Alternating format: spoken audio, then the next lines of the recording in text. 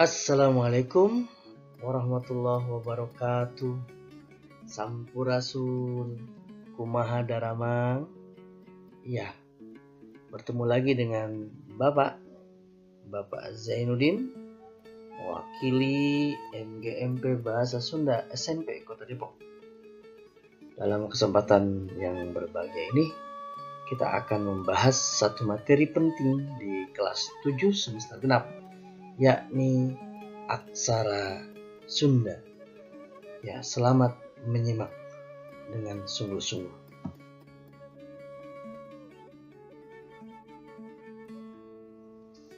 Baik, anak-anakku sekalian, apa itu aksara Sunda? Ya, aksara Sunda merupakan sistem tanda grafis yang digunakan manusia pribumi orang Pulau Jawa bagian barat, yakni orang Sunda. Untuk apa? Untuk komunikasi sebagai jati diri atau ciri khas masyarakat. Aksara ini merupakan salah satu ciri majunya peradaban serta alat untuk meningkatkan kemajuan suku Sunda.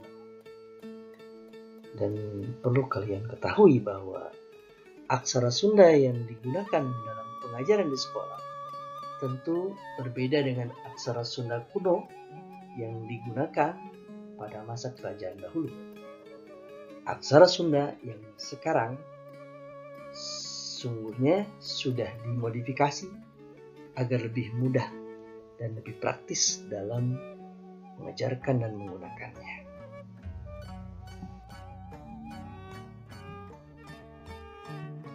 Aksara Sunda terdiri atas 4 bagian. Yang pertama, aksara dasar atau ngalagena. Yang kedua, aksara suara atau vokal. Yang ketiga, larangken atau tanda baca atau kadang disebut juga vokalisasi. Dan yang keempat, angka. Bagaimana penjelasannya? Kita simak bersama.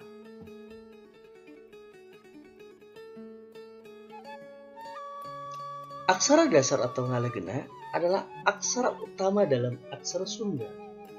Terdiri dari huruf-huruf konsonan. Ada 18 konsonan asli Sunda dan ada 5 konsonan serapan. Aksara dasar ini jika tidak memiliki tanda apapun pada bentuknya, maka aksara ini semua berbunyi dengan vokal A. Contohnya K, G, dan seterusnya. Ada K, G, Ng, C, J, Ny, Ta, Da, Na, Pa, Ba, Ma, Ya, Ra, La, Wa, Sa, Ha.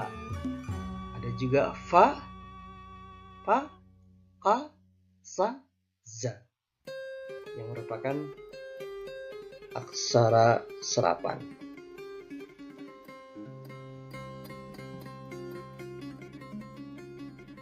Untuk mempermudah menghafal aksara dasar yang terdiri dari 18 konsonan asli dan 5 serapan, kita bisa gunakan strategi untuk menghafal aksara dasar ini dengan strategi Bapa Ngaca. Mengapa disebut strategi Bapa Ngaca? Karena konsonan dasar atau aksara dasar yang terdapat dalam aksara Sunda asli itu kemudian kita susun menjadi kata-kata yang mudah kita ingat dan kita hafal. Kata-katanya adalah Bapa, Ngaca, Gaga, Nanya, Hatta, Rajasa, Mawala, Daya. Bentuknya seperti ini. Bapa, Ngaca, Gaga, Nanya, Hatta, Rajasa, Mawala, Daya.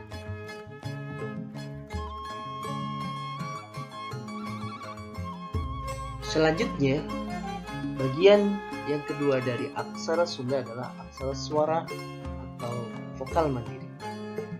terdiri dari 7 bentuk aksara suara vokal mandiri. Ada A, E, I, U, dan O. Coba kalian perhatikan. Ternyata vokal E atau aksara E dan aksara E itu memiliki kemiripan bentuk dengan aksara A. Cuma ada sedikit perubahan atau tambahan. Begitu juga kalau kita perhatikan aksara U dan O, ada kemiripan bentuk walaupun sedikit ada perubahan. Jadi aksara suara atau vokal mandiri dalam aksara Sunda ada 7, yakni A, E, I, U, dan O.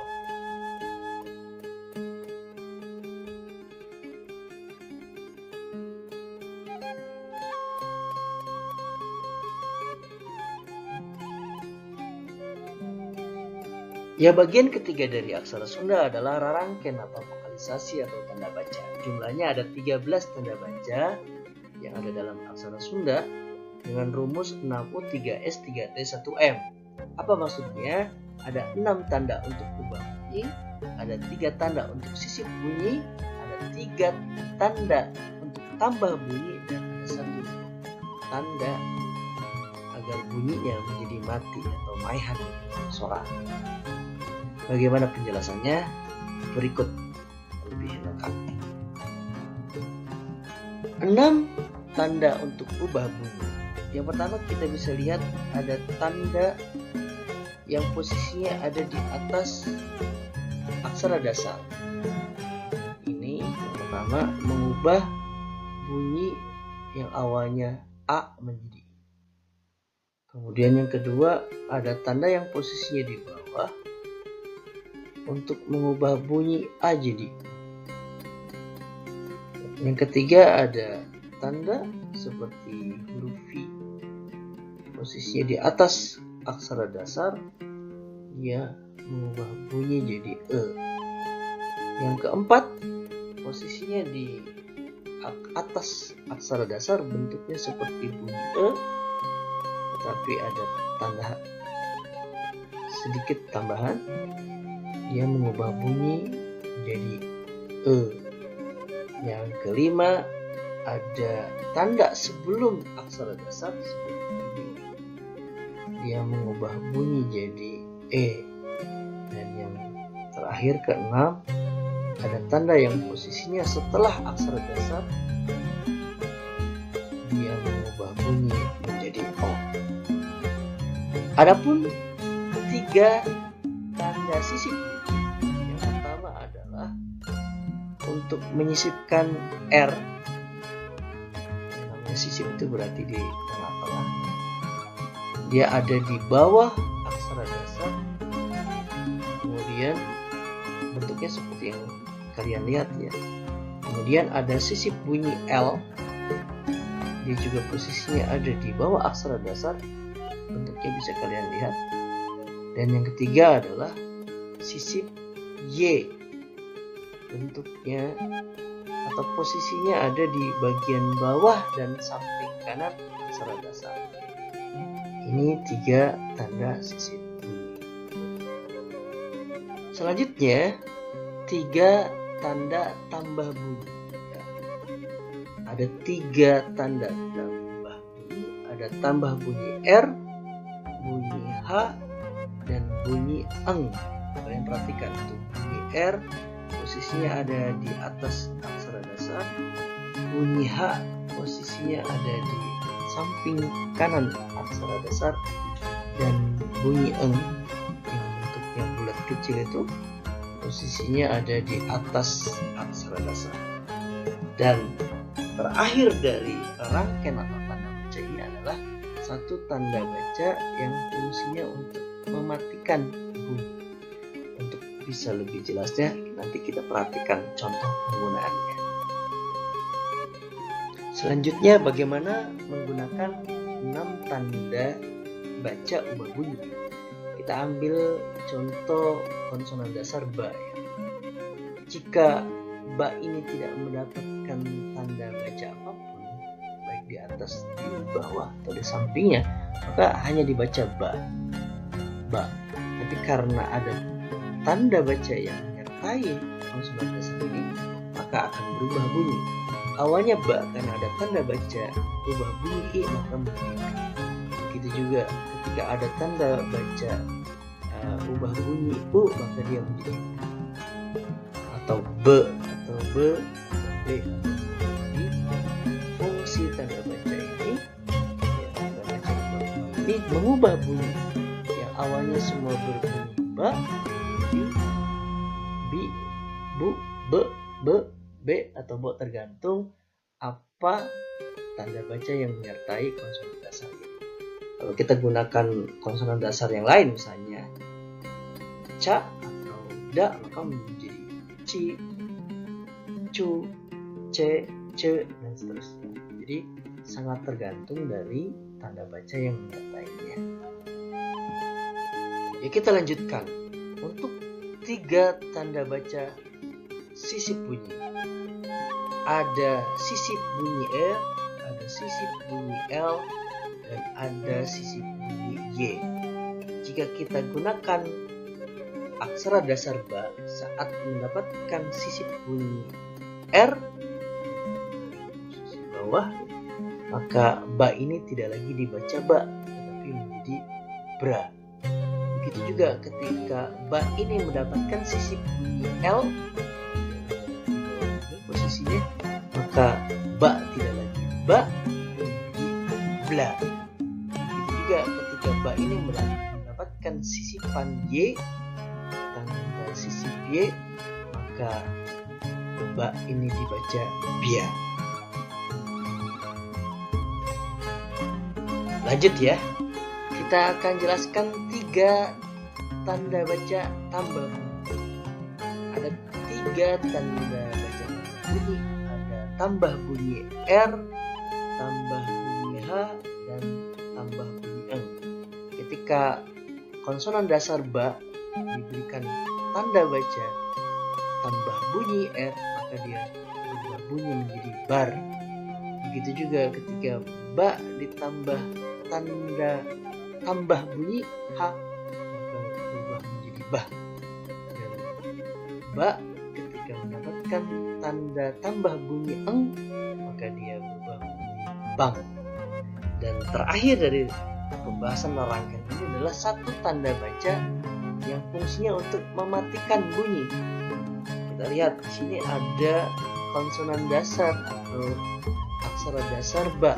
Saat mendapatkan tanda yang fungsinya maihan, maka dia hanya huruf B saja, tidak bisa berbunyi ba, bi, bu, b ataupun seterusnya. Dia hanya huruf B saja sendiri.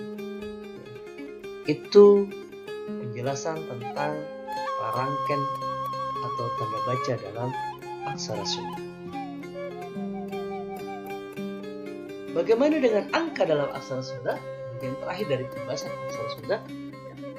Kalian cukup perhatikan satu persatu saja angka yang ditulis dalam aksara Sunda dari mulai 1 sampai 0. 1, 2, 3, 4, 5, 6, 7, 8, 9, 0. Jika kalian perhatikan, sebenarnya dalam penulisan angka aksara Sunda ini ada beberapa bentuk yang mirip dengan aksara dasar atau ngalagena.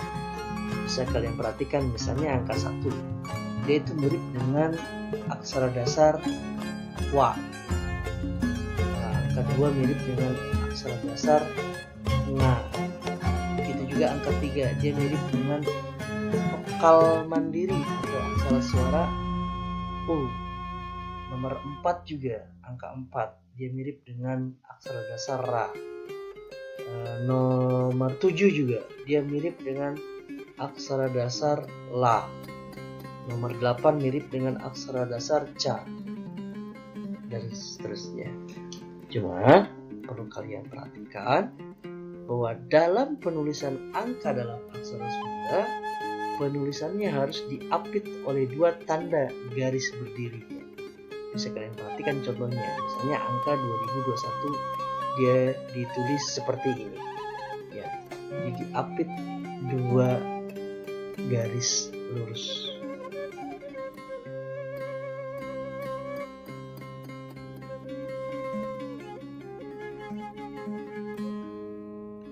Baik anak-anakku sekalian, tak terasa kita sudah berada di akhir dari pembelajaran aksara Sunda ini.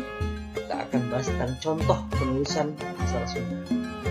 Ada abdi, ada vokal mandiri A, kemudian ada ba-nya diberi tanda baca maehan atau pamae, kemudian da dikasih tanda ubah bunyi I, jadi abdi. Kemudian ada kata diajar, da dikasih I, kemudian A sendiri, ja dikasih tambah bunyi R, diajar. Kemudian ada kata basa, ini tanpa ada tanda baca, aslinya berbunyi A, basa. Kemudian ada Sunda, sa dikasih u, naknya mati, sun, kemudian da, jadi Sunda. Begitu juga ada ga dikasih u, kemudian ra dikasih u, jadi guru.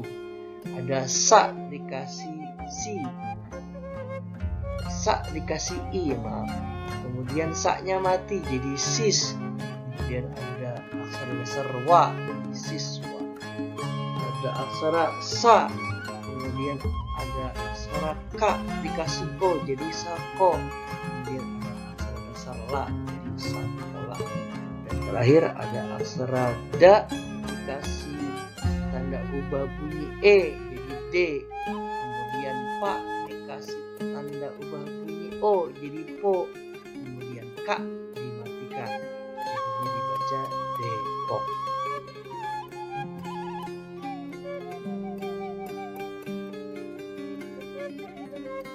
Ya, perhatikan contoh kalimat di bawah ini ya sekalian. Ini bentuknya sudah kalimat. Kalimat pertama, barudak arulin di lapangan. Anak-anak bermain di lapangan. Yang kedua, kudu getol diajar, rajin belajar. Dan yang ketiga, atur nuhun. Assalamualaikum.